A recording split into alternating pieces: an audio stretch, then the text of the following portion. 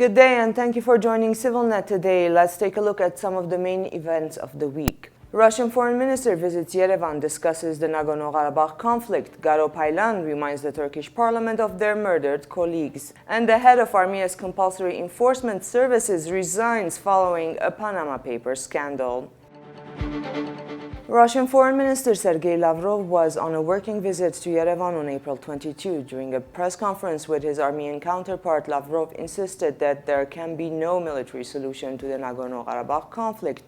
The only way is through advancing political diplomatic negotiations while both sides strictly hold on to the ceasefire regime established in 1994 and then reconfirmed in 1995. Lavrov confirmed that within the OSCE Minsk Group discussions are underway to put in place a mechanism investigating recent developments in Nagorno Karabakh. The Russian foreign minister considers Turkey's war rhetoric regarding Karabakh unacceptable, pointing out that Turkey's announcements fundamentally oppose the international and the OSCE stance. The Russian foreign minister confirmed that Armenia did not reject the Kazan document, which remains undisclosed but is based on the basic principles of Nagorno Karabakh conflict settlement presented to the mediating sides in 2007 in Madrid. Days before Lavrov's visit to Armenia, Russia's President Vladimir Putin was quoted by the Russian media as saying that he would actively work to assist a compromise in the Nagorno-Karabakh negotiations. According to Izvestia, Putin is ready to persuade the parties to compromise. When it comes to reducing tension at the line of contact, neither side is willing to make concessions. But when it comes to cessation of hostilities, both sides are willing to sit at the negotiations table.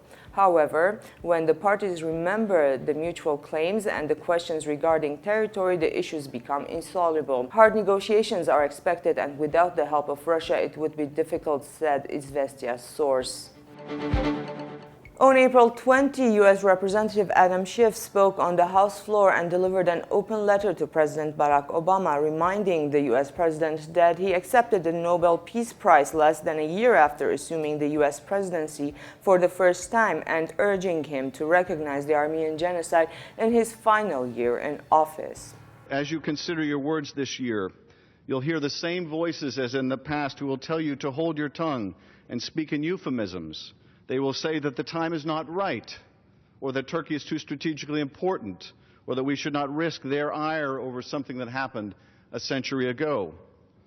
Mr. President, regardless of what you say on April 24th, there can be little doubt that Turkey will do exactly as it has always done in its relations with the United States, and that is whatever Turkey believes to be in its self-interest. Many of our European allies and world leaders, including Pope Francis, have recognized the genocide, yet they have continued to work closely with Turkey because that has been in Turkey's interest. The same will be true after U.S. recognition of the genocide. During a session of Turkey's Grand National Assembly on April 21, Garo Paylan, member of Turkish parliament from the People's Democratic Party, suggested forming a commission to investigate the killings of Armenian politicians in 1915, members of the Ottoman parliament. Bakın Kirikor Zohrab, İstanbul mebusu. Bedros Halaçyan, İstanbul mebusu. Nazaret Dağvaryan, Sivas mebusu. Garabet Paşayan, Sivas mebusu. Ohannes Serengülyan, Erzurum mebusu. Onnik Tersekyan, Van mebusu. Hampartun Boyacıyan, Kozan mebusu. Baham Papazyan, Van mebusu. Hagop Babikyan, Tekirdağ mebusu. Karakin Pastırmacıyan, Erzurum mebusu. Keam Der Garabetyan, Muş mebusu. Hagop Boyacıyan, Tekirdağ mebusu. Artin Boşgezenyan, Halep mebusu. He called on the Turkish lawmakers to reconsider the names of some of the avenues in the country, those named after the perpetrators of the Armenian Genocide, saying, "Imagine going to Germany and walking on an avenue named after Hitler." Germany had long resisted using the term genocide, even though France and other nations have, but Merkel's coalition government came under pressure from parliamentary deputies in their own ranks, planning to use the word in a resolution. Reuters report that Chancellor Merkel's spokesperson, Stefan Seibert, said the government would support a resolution in parliament on Friday declaring the Armenian massacres under Ottoman rule an example of genocide. On April 3rd, the world became aware of the shadowy dealings of leaders throughout the globe. The leak from John Doe to the German newspaper revealed 11.5 million incriminating documents. The international scandal is since known as the Panama Papers, shedding light on the dirty business which cost global citizens billions in evaded taxes. The papers also mention Azerbaijani President Ilham Aliyev and his family members as owners of offshore businesses.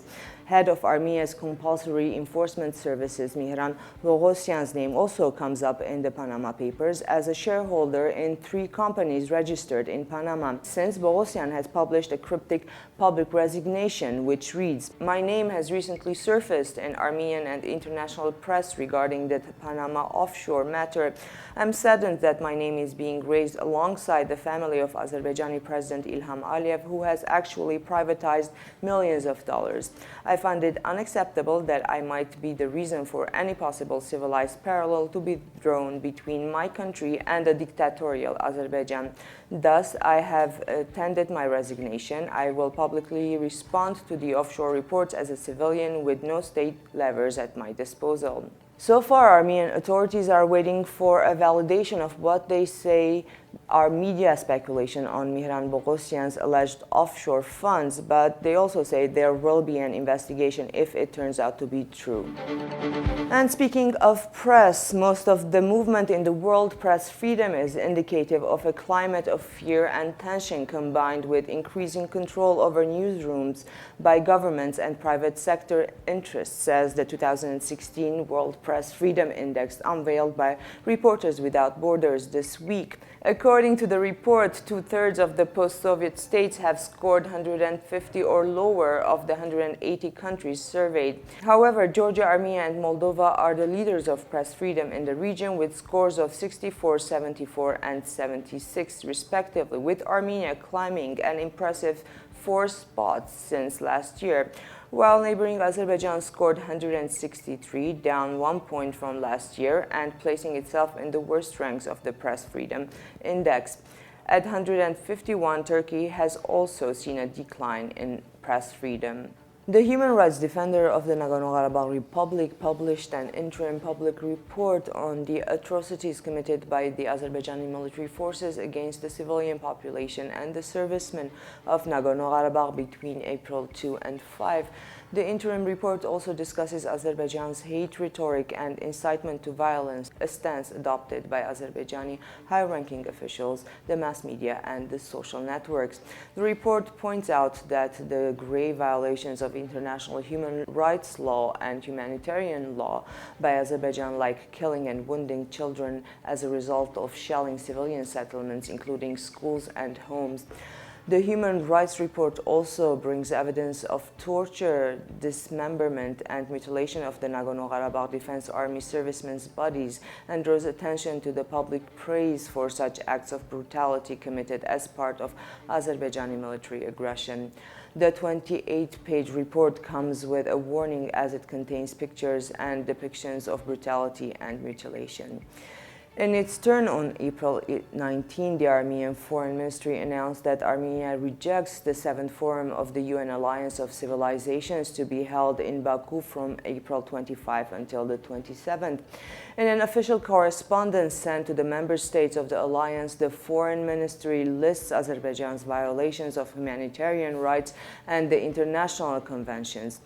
Armenia remains committed to the purposes of the alliance and remains a friend. However, given the circumstances, Armenia does not join the consensus on the declaration of 7th Forum of the UN Alliance of Civilizations. Armenia rejects the 7th Forum to be held in Baku in its entirety, including its outcome.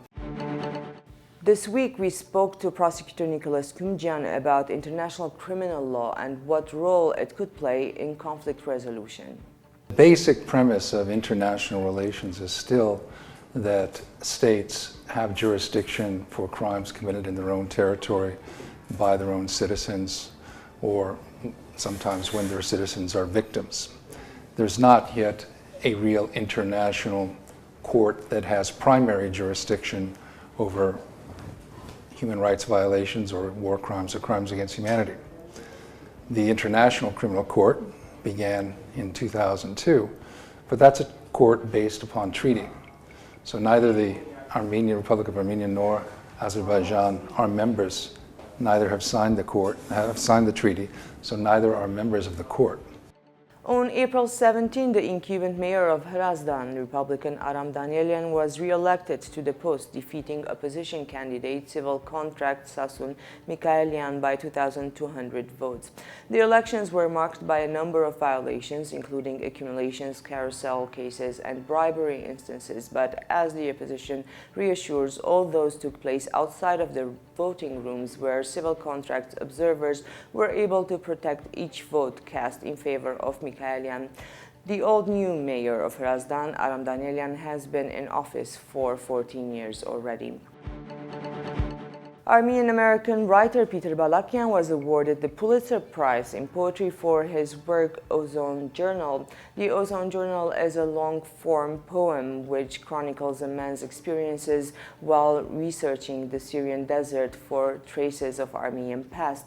The excavations inspired the reflection on the character's personal experiences during the troubled yet transformative period of 1980s in New York City, as well as in other corners of the globe. And another international winner this week, Dikran Hamasyan, has been named the winner of the Echo Jazz 2016 awards. He has been named the Best Instrumentalist of the Year for his album Makrut. This week marks the 101st anniversary of the Armenian Genocide. As is customary, a candlelit procession will head to the Genocide Memorial on the night of April 23. The procession to the memorial will continue throughout April 24. This year, the inaugural Aurora Prize ceremony will be held in Yerevan on April 24. Stay tuned to ＳիվիլNet for more from Armenia this weekend.